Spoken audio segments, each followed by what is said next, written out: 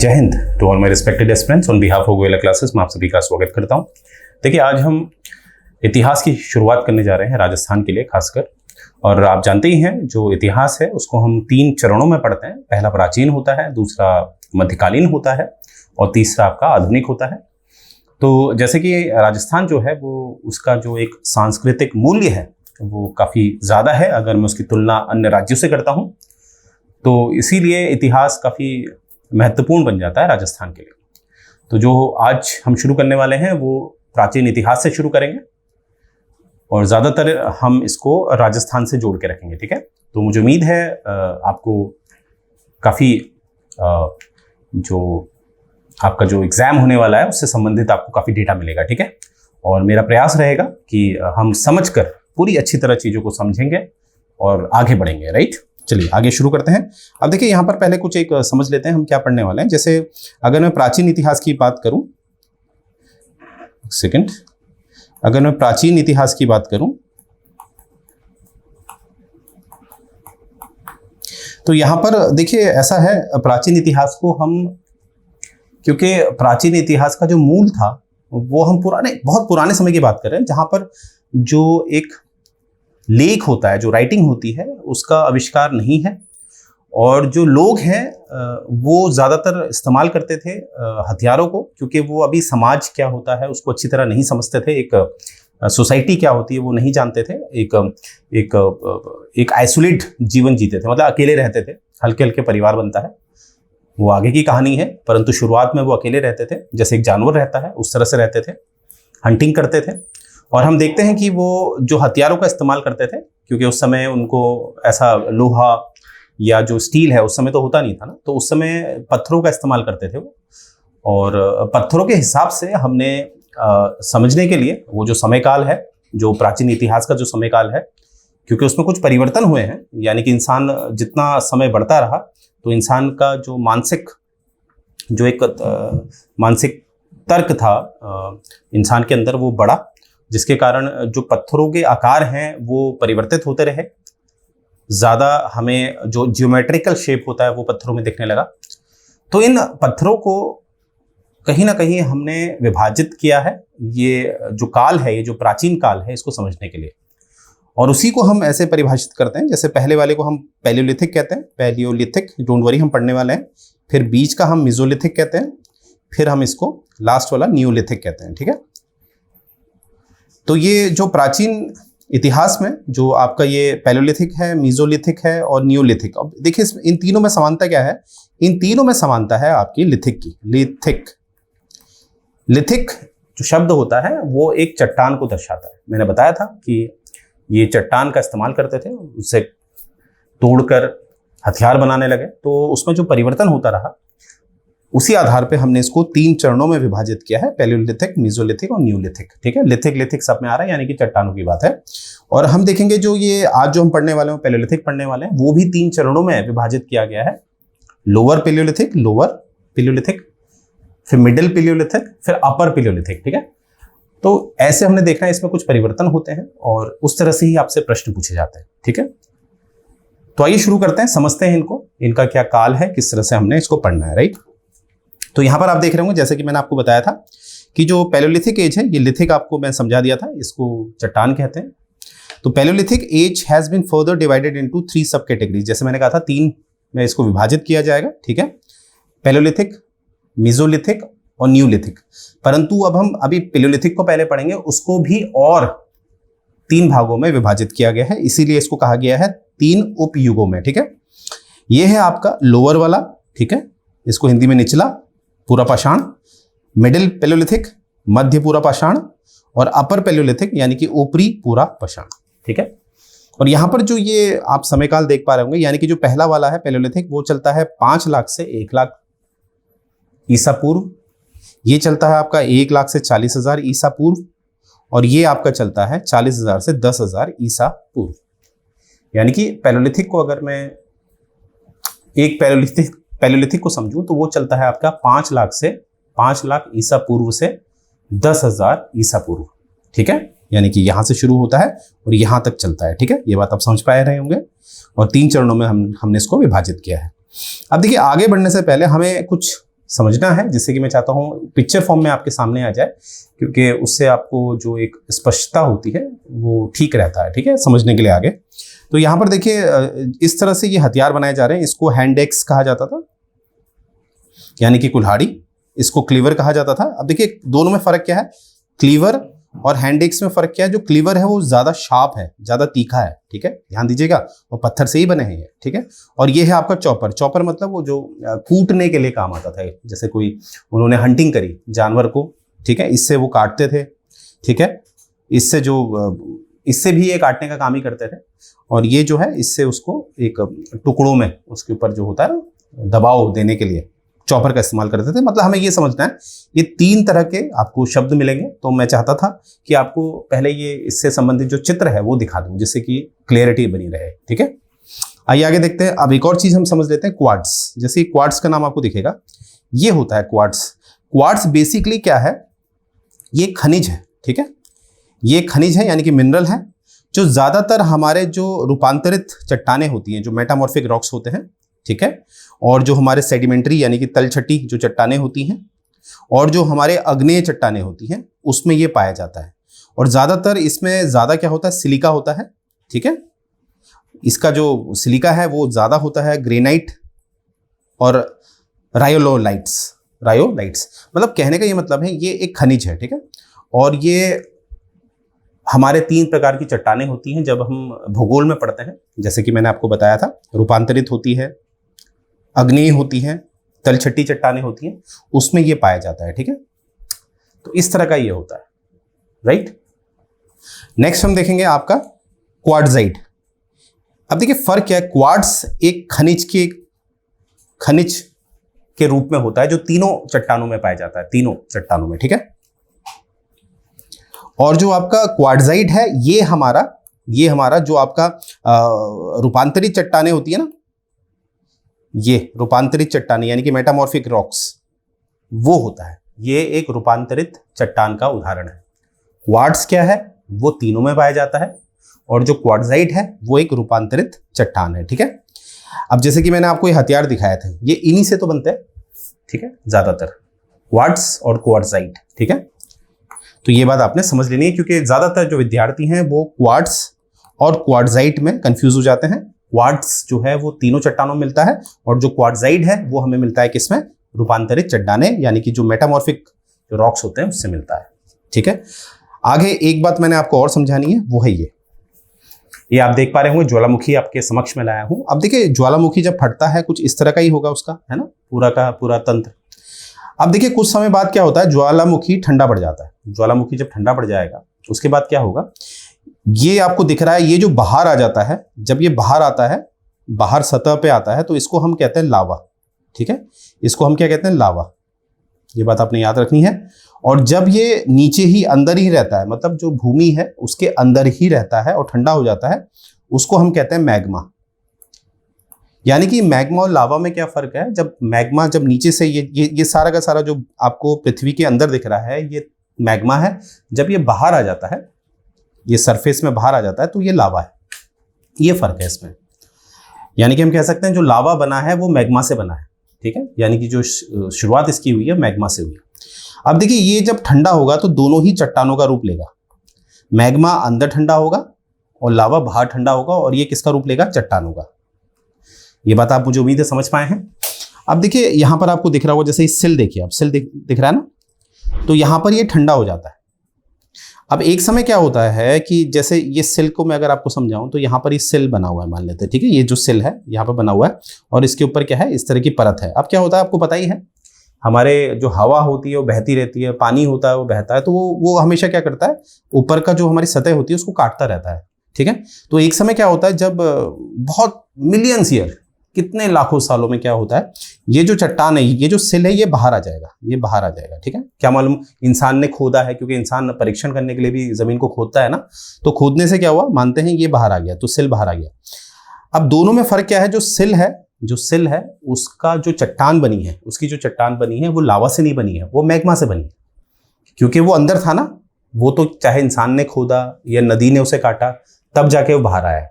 यानी कि उसका जो चट्टान बनने की जो प्रक्रिया थी वो जमीन के अंदर हुई है, तो इसीलिए हम कहते हैं कि जो सिल बना है वो किससे बना है, मैग्मा से। ठीक है, अब बाहर की मैं बात करूं, बाहर जो बना हुआ है वो बना है लावा से। ठीक है, बाहर। अब यहां पर याद रखना है ये दोनों ही चट्टानें इग्नियस कहलाती हैं। ठीक है, ये आपको देखा था आपने, ये एक सेकंड, यहां पर आपको मैंने बताया था, ये देखिएगा यहां पर ये वाली। ठीक है, आग्नेय चट्टानें। ठीक है, क्योंकि आग्नेय चट्टानें क्यों है, आग से ही है ये, है ना, लावा तो एक आग है। तो यहां पर देखिए जो ये आग्नेय चट्टानें हैं, अगर ये अंदर बनती हैं तो इनको कहते हैं इंट्रूसिव। अंदर बनती है तो जो उसका उदाहरण है आपका सिल आ गया इन में। और एक होती है एक्सट्रूसिव। एक्स मतलब बाहर, ये जो बाहर लावे से बनती हैं वो होती है एक्सट्रूसिव, और दोनों ही क्या होती है, अग्नि चट्टानें होती हैं, इग्नियस रॉक होते हैं। ठीक है, अब प्रश्न है कि मैं आपको ये ज्योग्राफी क्यों पढ़ाने लग गया हूं ना, मैं तो इतिहास पढ़ाना चाहता हूं। अब देखिए, ध्यान से देखिए, अभी मैं बात करूंगा आपको बेसाल्ट की। अब बेसाल्ट क्या है, एक गहरे रंग की महीन दाने वाली अग्नि चट्टान है, जो मुख्य रूप से, मतलब ये समझ लीजिए जो ये बनते हैं ये वाले, ये कहलाते हैं बेसाल्ट एक क्या है, इग्नियस रॉक है, जो ज्यादातर किससे बनता है, एक्सट्रूसिव, मैंने बताया था, जो बाहर बनता है लावा के द्वारा, और ज्यादातर तो ये लावा के द्वारा ही बनता है ज्यादातर, परंतु ये कहीं ना कहीं हमारा अंदर सिल के द्वारा भी बनता है। सिल मैंने आपको दिखाया, ये देखिए सिल, और सिल किसका उदाहरण है, इंट्रूसिव। यानी कि जो अग्नि चट्टानें हैं जो सतह से बाहर भी बनती हैं, सतह के अंदर भी बनती है, आधार है ज्वालामुखी, तो दोनों के द्वारा आपका बसाल्ट बनता है, बसाल्ट चट्टान बनती है ना, बसाल्ट जो पत्थर है। और ज्यादातर जो बसाल्ट पत्थर है वो एक्सट्रूसिव से बनता है, ज्यादातर एक्सट्रूसिव मतलब बाहर, इंट्रूसिव से भी बनता है परंतु उतनी मात्रा में नहीं बनता है क्योंकि वो तो अभी भी अंदर है ना। तो जो बसाल्ट है वो ज्यादा हमें एक्सट्रूसिव वाला मिलता है, बाहर जो बनता है, राइट। तो ये मेरा तात्पर्य था आपको समझाने का। तो यहां से मुझे उम्मीद है आप क्वार्ट्ज समझ पाए होंगे। ये है क्वार्ट्ज, ये खनिज है। ये है क्वार्ट्जाइट। क्वार्ट्जाइट एक क्या है आपका, ये एक रूपांतरित चट्टान है, मेटामॉर्फिक रॉक है। और यहां से हमारा निकलता है बसाल्ट। बसाल्ट जो चट्टान है वो एक आग्नेय चट्टान है, ठीक है, आग्नेय चट्टान है जिसे हम इग्नियस रॉक कहते हैं। ये बात आपने याद रखनी है क्योंकि मैंने अभी बताया आपको जो हम पढ़ने वाले हो पत्थरों से ही वो हथियार बनाएंगे। तो कौन से पत्थर का इस्तेमाल करते थे, अगर मैं क्वार्ट्जाइट बोलूंगा तो आपको समझ में आ जाएगा, अगर मैं बसाल्ट बोलूंगा तो आपको समझ में आ जाएगा। आइए आगे बढ़ते हैं, अब देखते हैं। तो शुरुआत हम करेंगे, जैसे मैंने आपको कहा था, पैलियोलिथिक को हम फिर से 3 चरणों में विभाजित करेंगे, लोअर, मिडिल और अपर। पहले हम लोअर से शुरू करेंगे, ठीक है, निचला पूरा पाषाण से शुरू करेंगे, जिसका जो समय लेके चलते हैं हम लोग, वो चलते हैं 5 लाख से 1 लाख ईसा पूर्व। तो यहां पर आप देखेंगे हमें मिलता है एचुलियन हैंड एक्सेस। एचुलियन एक सभ्यता है, मतलब कहा जाता है कि एचुलियन एक तरह की सभ्यता थी, सभ्यता आप जानते ही होंगे, जहां पर काफी लोग मिलकर रहते हैं। तो वहां पर जो कुल्हाड़ी का इस्तेमाल किया जाए, हैंड एक्स मतलब इसको, जैसे आप ये मत समझिएगा जैसे कि आजकल की कुल्हाड़ी होती है ना, यहाँ पर ऐसे लोहा होता है फिर एक डंडा लगा होता है, उसको मत समझिएगा। उस समय की कुल्हाड़ी जो है वो ये है, हैंड एक्स। यहाँ से ये पकड़ते थे इसको और आगे से नुकीला होता था, इसको कहते थे हैंड एक्स, ठीक है, हाथ से चलाने वाली कुल्हाड़ी, ठीक है, वर्तमान में भी यही है, ठीक है। तो ये अचुलियन जो हैंड एक्सेस, हमें यहाँ से जो भी हमें अचुलियन जो सभ्यता है, अचुलियन सभ्यता है, उससे संबंधित जो हमें हैंड एक्स मिलता है वो इसी से जुड़ा हुआ है, इसी समय काल से, राइट। और स्पेशल, अब इसकी जो विशेषता है यहाँ पर आपको दिखता है हैंड एक्स दिखता है और क्लीवर दिखता है। देखिए हैंड एक्स और क्लीवर, अब फिर यहाँ पर आ जाइए, हैंड एक्स और क्लीवर जो हमें दिखते हैं, ये हैंड एक्स और क्लीवर, ये किस समय के हैं, किस युग के हैं, ये लोअर पैलियोलिथिक के, यानी कि वो 5 लाख से 1 लाख ईसा पूर्व, ठीक है। आपसे डायरेक्ट क्वेश्चन पूछा जा सकता है, इसलिए मैंने स्टार्टिंग में आपको बेसिक क्लियर किया आपका, ठीक है। दूसरा है आपका, और हमें क्या मिलते हैं यहाँ पर, जितने भी जो हमें पत्थर या औजार मिलते हैं उसके लिए प्रयुक्त किया गया जो कच्चा माल होता था, उसमें क्या शामिल होता था, क्वार्ट्जाइट होता था, क्वार्ट्ज होते थे, बसाल्ट होता था। अब मुझे पता है आप क्वार्ट्जाइट समझ गए होंगे, ये एक चट्टान है, क्वार्ट्ज आप समझ गए होंगे, ये खनिज है, और आपका बसाल्ट, ये मैंने अभी बताया आपको, ये एक आग्नेय चट्टान है जो इंट्रूसिव और एक्सट्रूसिव दोनों से बनता है। तो ज्यादातर इनके जो हथियार बनते थे, उनका जो एक तरह का कच्चा माल होता था या रॉ मटेरियल होता था, ये क्वार्ट्जाइट, क्वार्ट्ज और बसाल्ट ही होता था। अब आप देखिए इनके, ये जो इनका बन रहा है, जिसको ये पत्थरों से तोड़ तोड़ कर, है ना, नुकीला कर रहे हैं, कुछ भी कर रहे हैं, परंतु ये कौन से पत्थर हैं? ये या तो बसाल्ट हैं, या ये क्वार्ट्जाइट है, या ये क्वार्ट्ज। अब आप समझ पाए होंगे हम क्यों पढ़ रहे हैं, क्यों मैंने आपको ये दिखा दिया था सारा। ठीक है, तो मुझे उम्मीद है ये आपको समझ में आएगा। और आगे देखते हैं, जैसे कि ये जो जितनी भी ये स्थल हैं जो हमें मिलते हैं, वो हमें कहाँ दिखते हैं? राजस्थान में। ठीक है, और राजस्थान में ये देखा जाता है कि ये किस सभ्यता से जुड़े हुए हैं? अचूलियन सभ्यता से, या अचूलियन संस्कृति से। संस्कृति और सभ्यता में क्या फर्क होता है वो मैं भी आपको बता दूंगा कि संस्कृति जो है वो एक शुरुआती चरण है सभ्यता का, यानी कि सभ्यता का आधार बनती है संस्कृति। और संस्कृति जो है, संस्कृति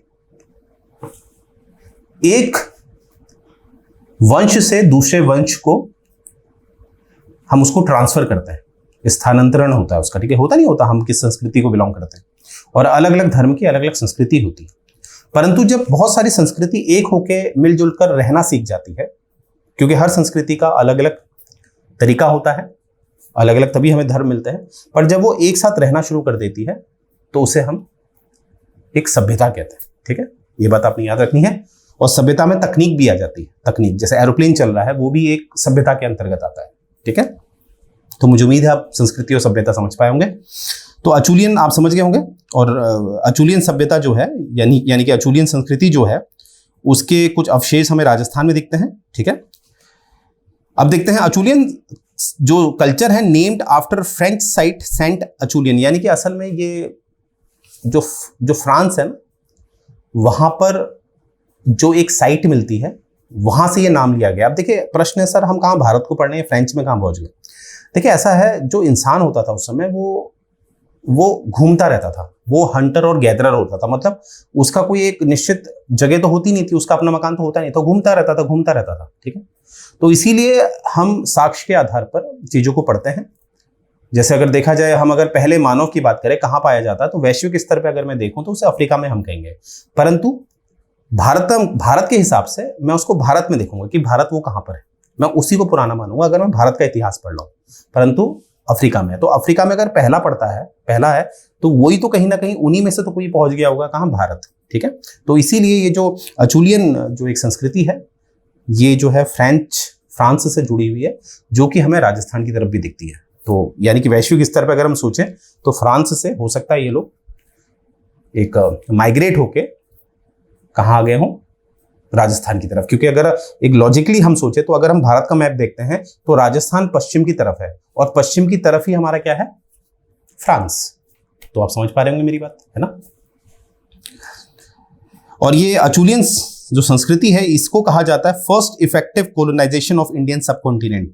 यानी कि कोलोनाइजेशन को आप ऐसा समझिए, जैसे एक समय जो भारत है वो ब्रिटिशर्स की कॉलोनी था, है ना? यानी कि इसको हम कैसे समझेंगे, अगर मैं इसको साधारण तरीके से समझूं तो यानी कि किसी देश पर किसी अन्य देश का राज हो जाना, या किसी अन्य देश के लोग किसी और देश में आ गए। ब्रिटिशर्स कहाँ आ गए? भारत। तो वैसे ही क्या है, भारत के ये मूल निवासी नहीं है अचूलियन संस्कृति वाले, और इसीलिए भारत आके रह रहे हैं, खासकर राजस्थान वाले क्षेत्र में। तो इसीलिए हम इसको कह रहे हैं कि ये पहले कॉलोनी, मतलब भारत में जो सबसे पहले आए थे, भारत को जिन्होंने कॉलोनी बनाया था, वो यही है, अचूलियन। ठीक है, उस आधार पर हम कह रहे हैं। और जो अचूलियन जो ये संस्कृति थी, ये कैसी थी? ये थी हंटर गैदरर संस्कृति। मतलब ये लोग शिकार करते थे, इसको हम ऐसे भी कह सकते हैं, ये खेती नहीं करते थे, खेती नहीं जानते थे, केवल शिकार करते थे, मांस खाते थे। दूसरा गैदरर थे ये, यानी कि ये क्या करते थे, जो भी हंटिंग करते थे, जो भी शिकार करते थे, उसको इकट्ठा कर देते थे। अब इसके पीछे क्या कारण है? इकट्ठा क्यों करते थे? इकट्ठा इसलिए करते थे क्योंकि जो इसके दो कारण हो सकते हैं। एक, इकट्ठा करने का कारण हो सकता है इन पे कुछ निर्भर हो। अब निर्भर मतलब हो सकता है इनके बच्चे हों, क्योंकि बच्चे तो होंगे ही तभी तो आगे बढ़े। परंतु उस समय इनको इतना समझ में आता है कि मुझे घर, मतलब जो भी हंटिंग ये कर रहे हैं उसको इकट्ठा करके मुझे अपने जो घर में, मेरे घर से मतलब इसको घर मत समझिएगा, मतलब जहां गुफा में ये रह रहे हैं वहां पर इसको ले जाना है। ठीक है, और दूसरा अर्थ ये भी हो सकता है कि जो शिकार का है, क्योंकि उस समय क्या थी, काफी ठंड थी, आप जानते हैं, बहुत ठंड हुआ करती थी, तो हो सकता है कि वो ठंड के कारण इनका जो मांस है वो सड़ता नहीं है, क्योंकि आज फ्रिज का उदाहरण आप लीजिए, ठीक है, फ्रिज में क्या होता है, लंबे समय तक रह सकता है, तो इसीलिए उस समय का जो वातावरण होगा वो काफी ठंडा होगा, इसीलिए क्या करते थे, उसको इकट्ठा भी करते थे, जिससे कि समय पे जब भी दिक्कत हो तो ये लोग इनको खाने का अभाव ना हो, राइट। ये बात आपने याद रखनी है। आगे देखते हैं, जैसे कि अब हम इसके जो स्थलों की बात करें, ये जो लोअर पैलियोलिथिक एज है जिसको हम डिस्कस कर रहे हैं, जो 5 लाख से 1 लाख के मध्य है, उसकी ईसा पूर्व जो है इसकी जो स्थल है वो कहाँ का है। एक नागौर है, नागौर आप जानते ही हैं राजस्थान का काफ़ी प्रसिद्ध जनपद है, क्योंकि पंचायती प्रणाली जो शुरू की गई थी भारत में पहले नागौर जिले से ही शुरू हुई थी, ठीक है। नागौर है, दिद्वाना है, कहाँ, राजस्थान में। तो ये बात आपने अच्छी तरह याद रखनी है, नागौर और दिद्वाना में अवशेष हमें मिलते हैं लोअर पैलियोलिथिक के, ठीक है। और ये भी याद रखना कि कभी कभी आपको दिखेगा कि हो सकता है कि एक ही जो स्थल है, जैसे नागौर है, नागौर में आपको लोअर के भी मिल सकते हैं, मिडिल के भी मिल सकते हैं और अपर के भी मिल सकते हैं, ठीक है, ये भी हो सकता है। परंतु अभी ये याद रखना कि जो नागौर और दिद्वाना है राजस्थान का, वहां पर हमें लोअर पैलियोलिथिक के अवशेष मिलते हैं राजस्थान। अब आगे देखिए, बारखेरा, भीमबेटका, पुतली करार, ये सब कहाँ है, रायसेन जनपद के, और रायसेन जनपद कहाँ है, मध्य प्रदेश। तो यहाँ पर राजस्थान और मध्य प्रदेश दोनों में हमें ये अवशेष मिलते हैं, ठीक है। आगे देखेंगे, अब लोअर खत्म हो गया, अब हम मिडिल में देखेंगे। मिडिल का जो समय काल है वो है 1 लाख से 40,000, 1 लाख से 40,000। और आपने ये भी ध्यान देना है कि जितना समय बढ़ता जा रहा है तो उसमें इंसान के जो इसका मस्तिष्क है उसका भी विकास हो रहा है, ठीक है। तो आइए देखते हैं। अब यहाँ पर क्या है कि जो सबसे पहले जो हथियार हैं, क्योंकि हथियार के हिसाब से ही हम इसे पढ़ते हैं, क्योंकि चट्टानों से हथियार बनाए जा रहे हैं। अब एक नए तरह के हथियार हमें मिलते हैं, उसे हम फ्लेक्स कहते हैं। तो यानी कि फ्लेक्स किससे जुड़ा हुआ है, मिडिल पैलियोलिथिक से। किससे जुड़ा हुआ है, मिडिल पैलियोलिथिक से, ठीक है, ये बात आपने याद रखनी है। अब देखिए फ्लेक्स क्या है, फ्लेक्स ये है, ये बीच वाला हिस्सा देख रहे हैं, बीच वाला, ये बीच वाला देखना है आपने। यानी कि अब क्या है, पहले इनके हथियार काफी बड़े थे, राइट, काफी बड़े बड़े थे, ये देखिए, ठीक है। जैसे यहां पर आप बीच में देख रहे होंगे, इसको असल में फ्लेक्स कहा गया है, ठीक है। पहले के हथियार देखें इनके कितने बड़े बड़े थे, अब बीच का जो है वो छोटा होने लगे, यानी कि इनके हथियार अब जो मिडिल वाला समय है वहां पर छोटे दिखने लगे, ठीक है, ये आप समझिएगा। तो यहां पर क्या है, अगर इसकी तुलना करते हैं हम लोअर पैलियोलिथिक वाले से युग से, तो हमें ये समझ में आता है कि इनके जो हथियार हैं वो छोटे हो गए हैं और ज्यादा तीखे हो गए हैं, और अब जब छोटे हो गए हैं तो उनका भार कम हो गया, ठीक है। तो फायदा क्या होता है, अगर भार कम है तो आप उसे दूर तक फेंक सकते हो, यानी कि जानवर भाग रहा है, इन्होंने क्या करा, वो पतला सा एक, जैसे ये आप देख रहे हैं चट्टान तीखी कर रखी है, और उसको इन्होंने क्या करा, भाले के आगे बांधा और फेंक सकते हैं, ठीक है, क्योंकि अब उसका वजन भी कम हो गया। तो इस तरह से मैंने आपको कहा था कि इनका मानसिक विकास भी आपको दिखेगा। तो खासकर याद रखिएगा, जो फ्लेक्स जुड़ा हुआ है वो किससे जुड़ा हुआ है, मिडिल पैलियोलिथिक से, ठीक है, जो कि है 1 लाख से 40,000 के मध्य। और इसमें नए तरह के जो रॉ मटेरियल है, कच्चा माल है, वो इस्तेमाल होने लगा। जैसे उस समय मैंने कच्चा माल आपको बताया था, जैसे क्वार्ट्ज था, क्वार्ट्जाइट था, बसाल्ट था, वैसे ही यहाँ पर देखेंगे वो तो होगा ही, परंतु नया भी जुड़ा हुआ है, जैसे कि सिलिशियस रॉक्स हैं, चर्ट है, जैस्पर है। तो ये चर्ट जैस्पर क्या होता है, एक तरह का ये कच्चा माल ही होता है, जो हमें कहाँ दिखता है, मिडिल वाले पे, ठीक है, ये बात याद रखनी है आपने। अब राजस्थान में देख लेते हैं मिडिल वाले के लिए। अपर वाले के लिए हमने देख लिया है, नागौर है, दिद्वाना है, अब इसके लिए भी देख लेते हैं। तो यहाँ पर जो मिडिल पैलियोलिथिक एज के लिए है, ये है आपका लूनी घाटी, अराउंड कहाँ, दिद्वाना, बुद्धा, पुष्कर, ठीक है।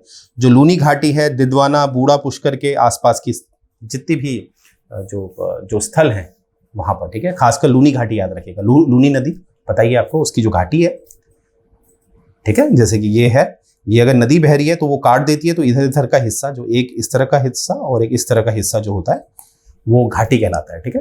तो यहां पर ये पाए जाते हैं, ठीक है, लूनी वाला। आगे देखते हैं, अब आगे आपका अपर, लोअर हमने कर लिया, मिडिल कर लिया, अब हम देखेंगे इसका अपर वाला हिस्सा, जो 1 लाख से कितना चलेगा, माफ कीजिएगा, जो 40,000 से कितना चलेगा, 10,000। पहला वाला 5 लाख से 1 लाख, फिर दूसरा वाला 1 लाख से 40,000, अब ये वाला 40,000 से 10,000। अब यहां पर देखिए अच्छी तरह से हमें फ्लेक्स और ब्लेड्स मिल रहे हैं। अब आप कहोगे सर अभी तो आपने मेसोलिथिक में फ्लेक्स बताया था। देखिए ध्यान से देखिए, यहाँ पर मैं कुछ समझा रहा हूं आपको। यहाँ पर जो पैलियोलिथिक को हमने 3 में विभाजित किया है, ठीक है। सबसे पहले लोअर, फिर मिडिल फिर अपर। अभी हम अपर की बात करें, देखिए असल में जो मिडिल वाला था, ये जब ये लोअर से अपर में परिवर्तित हो रहा था, लोअर से अपर में परिवर्तित हो रहा था, तो वो एक दिन में तो नहीं हो सकता ना। जब युग परिवर्तन होते हैं तो उसमें समय लगता है, वो 1 साल 2 साल में नहीं होते, उसमें सालों हजारों साल लगते हैं। तो हजारों साल जब लगते हैं तो बीच की स्थिति कहलाती है मेसोलिथिक, यानी कि मिडिल, मेसोलिथिक नहीं, सो माफ कीजिएगा, मिडिल पैलेयोलिथिक, बीच का हिस्सा। तो यानी कि जो मिडिल है, मिडिल में आपको क्या मिलेगा, कुछ विशेषताएं आपको लोअर की मिलेंगी और कुछ विशेषताएं आपको अपर की मिलेंगी। अब जैसे कि मिडिल में मैंने कहा फ्लेक्स हुआ, तो फ्लेक्स का मिडिल में हम क्या कहेंगे कि फ्लेक्स का आविष्कार हुआ, फ्लेक्स आए। और जब मैं यहां पर अपर में आपको कह रहा हूं फ्लेक्स थे, तो फ्लेक्स एक अपना अच्छा खासा रूप ले चुके थे, बहुत तीखे हो चुके थे। ये देखिए अब ये फ्लेक्स कैसे हो चुके हैं, ये आप देख पा रहे होंगे, ठीक है। इनका आकार और खूबसूरत हो गया है, अब आप समझ पाएंगे, इसीलिए फ्लेक्स यहां पर लिखा है। ब्लेड्स भी, अब यहां पर एक नया शब्द आ गया ब्लेड्स, क्योंकि फ्लेक्स मतलब क्या है, आप किसी बड़े पत्थर को दूसरे बड़े पत्थर से मारिए तो आपको देखा होगा एक छोटे छोटे पत्थर बाहर आ जाते हैं तीखे तीखे से, उनको और तीखा कर देना, तो वो कहलाएगा ब्लेड्स, ठीक है, इस तरह से। तो ये हमें कहां दिखते हैं, अपर में। और इससे आपको क्या पता चल रहा है, अब इनके लिए शिकार करना कितना आसान हो गया, राइट। पहले ये शिकार करते थे तो इनको काटने का उतना एक औजार नहीं था इनके पास। अब हल्के हल्के आप देख रहे हैं किस तरह से ये विकास करते जा रहे हैं, राइट। आगे देखेंगे, अब यहां पर जो आपका जो अपर पैलेयोलिथिक है, वहां पर एक महत्वपूर्ण जो हमें खोज हुई है, ठीक है, वो हुई है शतुरमुर्ग के अंडे की, ठीक है। अंडे का जो छिलका होता है वो मिला हुआ है 40 जगहों पे, और वो 40 जगहें कहाँ पर है, राजस्थान में है, मध्य प्रदेश में है, महाराष्ट्र में है। मतलब 3 ये जो आज के जो ये राज्य हैं, राजस्थान, मध्य प्रदेश और महाराष्ट्र, यहाँ पर हमें क्या मिले हैं, शुतुरमुर्ग के अंडे के छिलके। तो इससे ये पता चलता है जो हमारे ऑस्ट्रिच होते हैं, ये शुतुरमुर्ग, इनका जो इनका उत्पत्ति हुई थी कितनी पुरानी है, क्योंकि हम पढ़ रहे हैं लगभग 40,000 से 10,000 के मध्य की बात, तो इतने पुराने हैं, ठीक है, ईसा पूर्व वो भी। अब यहां पर देखेंगे जो, क्योंकि इस समय तक क्या है, जब हम ये अपर वाला पढ़ रहे हैं, लोअर हमने देखा, मिडिल हमने देखा, अपर अब हम देख रहे हैं। अपर में हमें दिखता है कि ये लोग कहीं ना कहीं समूह में आ गए, ठीक है। जैसे कि मैंने हमेशा कहा, पहले एक इंसान था, फिर वो हल्के हल्के फैमिली को समझने लगा, फिर वो अपना एक फैमिली बनाने लगा, उसके बाद फैमिली से समाज बनने लगा, है ना। फिर हमें क्या दिखा, आगे समाज से फिर कहीं ना कहीं एक सभ्य समाज बना। सभ्य समाज तभी बन पाया जब एक राज्य की स्थापना हुई, क्योंकि राज्य तो एक परिकल्पना है, और राज्य आया तो अपने आप संविधान आया, ठीक है। और इसी तरह लोगों ने अपने कुछ अधिकार किसको दे दिए, संविधान को, जिससे कि हमारा जो समाज है वो सभ्य समाज रहे, जो कि आज की मैं बात कर रहा हूं। तो इस तरह से आप देख रहे हैं किस तरह से इसमें परिवर्तन हुए हैं। तो यहां पर हम देखेंगे अब समाज की स्थापना हो गई है, और इसको हम कहते थे band society, BAND, band society. अब ये बैंड सोसाइटी आप कैसे समझेंगे, जब मैं आज की सोसाइटी से इसकी तुलना करूंगा, ठीक है, तब समझ में आएगा। देखिए आज की सोसाइटी में आप जानते हैं, भारत की अगर मैं बात करूं, भारत में संघवाद है, मतलब केंद्र के पास अपनी शक्तियां हैं, राज्य के पास अपनी शक्तियां, यानी कि यहां पर शक्तियों का केंद्रीकरण नहीं है आज के हिसाब से। अब इसको सीधे बैंड से तुलना करते हैं, बैंड सोसाइटी से। यहां पर शक्तियों का केंद्रीकरण होता था, यानी कि यहां पर एक राजा होता था, राजा के पास सारी शक्तियां होती थी, वो जो चाहे कर सकता था, पहली चीज। दूसरी बात है, आज के समाज में जो व्यक्ति है वो सभ्य है। सभ्य मतलब वो नियमों का पालन करता है, वो जानता है रिश्तों का क्या अहमियत होती है, इस तरह से।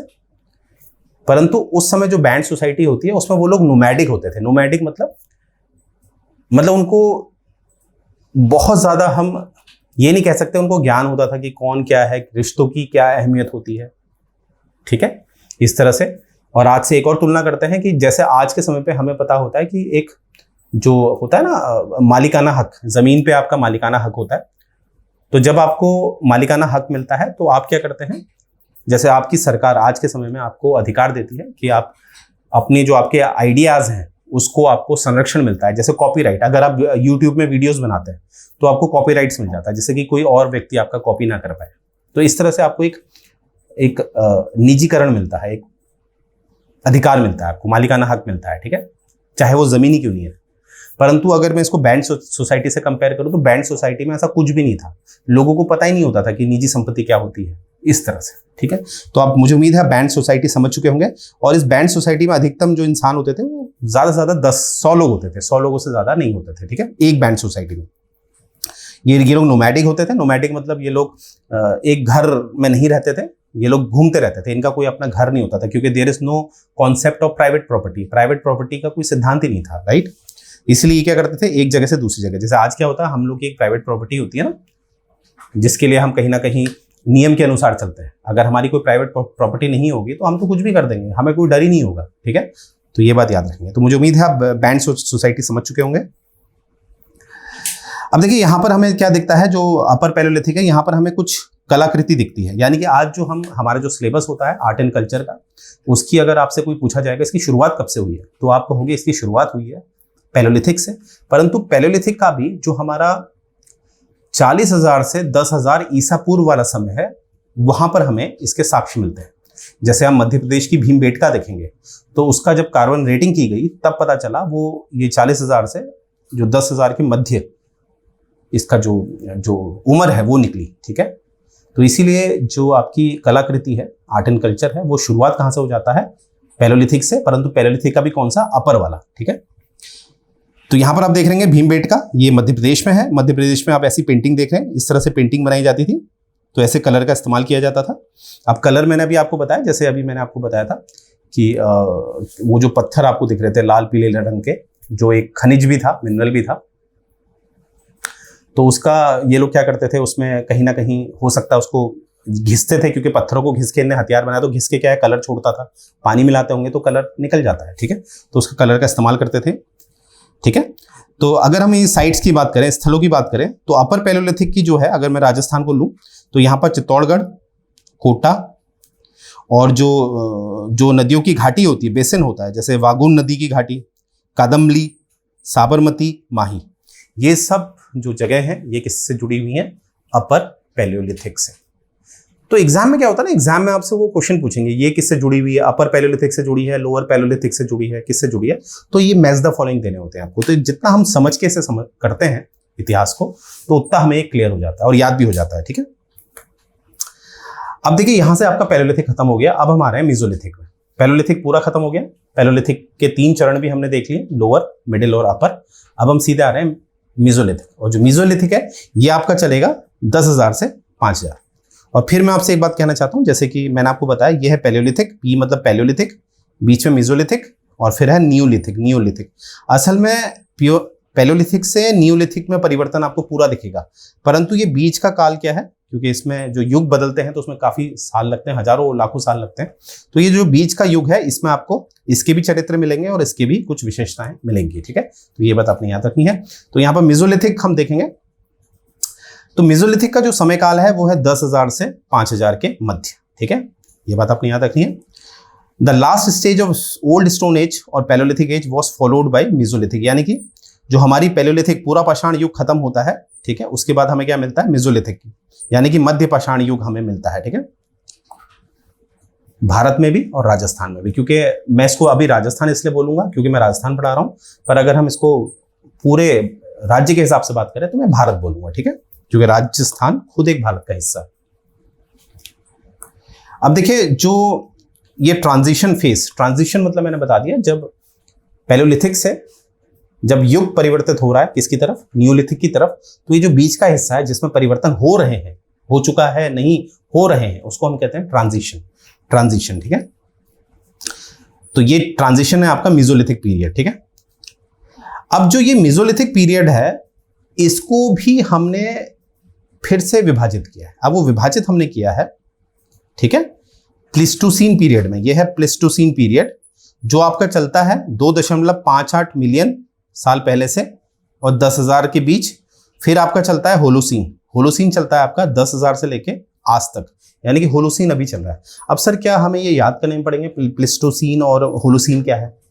देखिए ऐसा नहीं है, आपको याद नहीं करना, समझना है कि इन्होंने क्या कर रखा है। जो मेसोलिथिक है, मेसोलिथिक को भी इनने दोबारा से काट रखा है, प्लीस्टोसीन और होलोसीन। अब आप ध्यान से देखिए, यहां पर एक बात आपको समझनी है कि मैंने आपको बोला है कि जो मेसोलिथिक है वो 10,000 से 5,000 तक के बीच का है।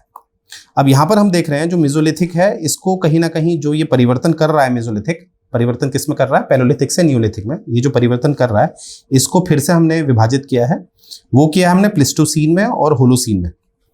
प्लीस्टोसीन और होलोसीन, और इसमें आप देख रहे होंगे ये तो 10,000 से आज तक है, और ये प्लीस्टोसीन तो इससे पीछे का जा रहा है। ध्यान से सुनना मेरी बात, प्लेस्टोसीन और होलोसीन का जो विभाजन किया जा रहा है वो ज्यादातर जो पर्यावरण था ना, क्योंकि उसमें भी काफी चेंजेस हो रहे थे, काफी ठंड, एक समय आइस एज कहते थे, मतलब हर जगह बर्फ ही बर्फ थी, हर जगह बर्फ ही बर्फ।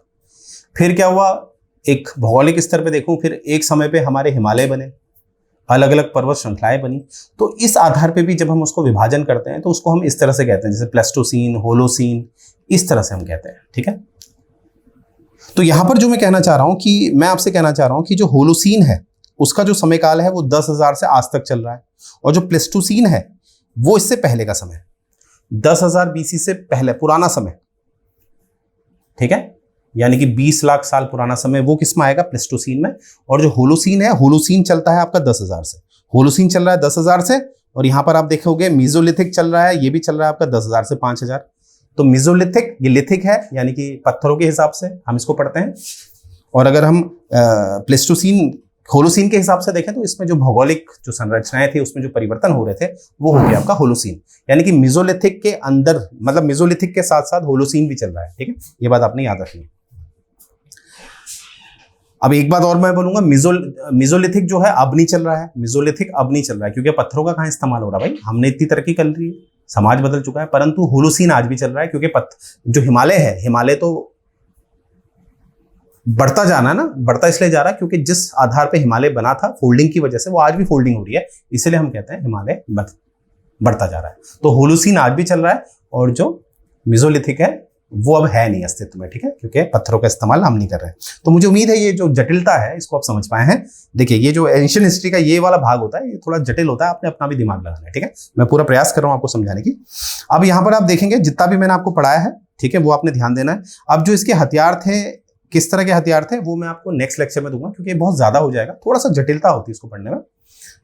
और नेक्स्ट लेक्चर इसलिए कह रहा हूं, अगर आपके कोई प्रश्न है तो आप मुझसे कमेंट सेक्शन में पूछ सकते हैं, जिससे कि मैं उसके उत्तर आपको दूं। और बाकी हमने जो मेसोलिथिक का जो युग है उसको देखना है, फिर हमने नियोलिथिक देखना है, वो क्या है वो हम सेकंड पार्ट में देखेंगे, ठीक है।